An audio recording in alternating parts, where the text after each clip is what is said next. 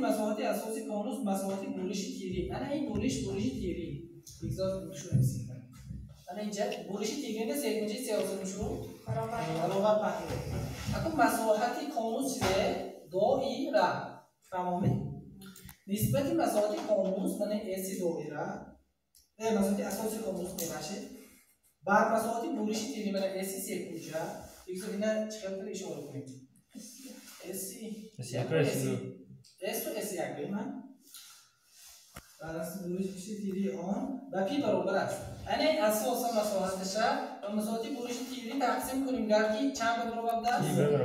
پی برابر است. کنج بین تشکیل دهنده و همواری این اساس را یابیم. یعنی این کنج را یابیم کفایه است. یعنی حل کرد. فهمو می‌نیم بچه‌ها. خیلی مسئله آسانه. انا خوب گوش کنید. مساحتی انا این سیکنجی برابر پهلوی ما یافتن مادر رو مساحتی سیکنجی برابر پهلوی یافتن مادر رو و مساحتی اساس یافتن مادر رو بگذار که رادیوسی اساس ما یگان مثلا ایرگوی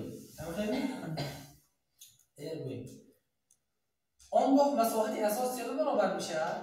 پی ای کوادرات مساحتی دایره ده مساحتی دایره پی ال بعد اکنون انا اینجا هم بچه‌ها انا اینجا هم ایر میشم ده فهمیدن انا این کانوس رو من یاد دادم تو اگر همواری تیری افتگی همواری تیری کدگر تیری کانوس چونکنه در بر میگیره تیری کانوس در بر اینجا رادیوسی چیزه اساس انا کو مساحت سیکنجی چه برابر بود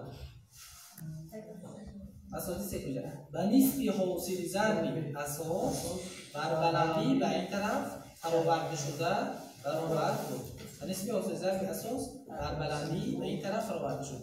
حتی اهم عادی اس1 برابری مساحت سیکنجی ما یافته است. من اینجا بلندی گویم در این تیری کانوس میشه شکل است. فهمون؟ اینجا اینه اکش دوید.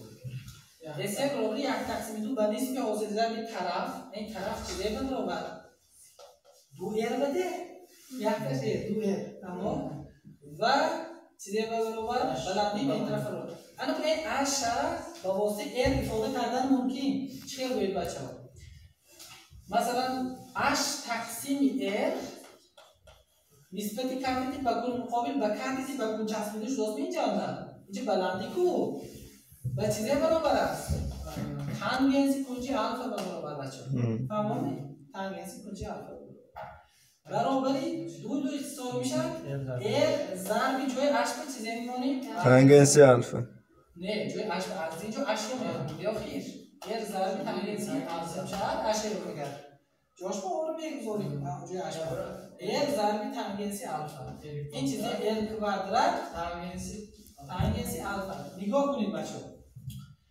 جای اس و این فرموله آوریم جای اس یک و مساحت سیکنجی بر من این فرموله آوریم آنگاه چیزی رو برابر میشه این همش با پی برابر نگاه کنید اس یک رو جاش مونیم پی ال کوادرات تمثیل است تقسیم ال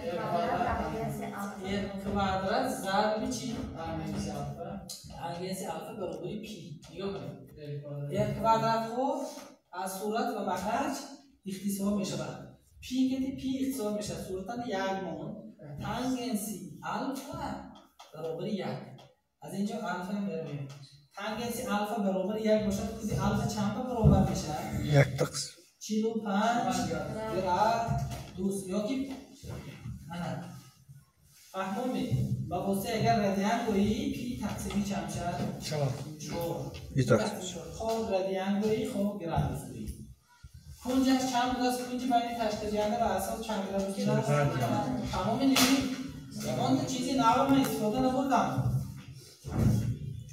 یگان چیزی نوع استفاده نبودم مسئله دایره مسئله کنجه مثلا فهمه هم بود تمام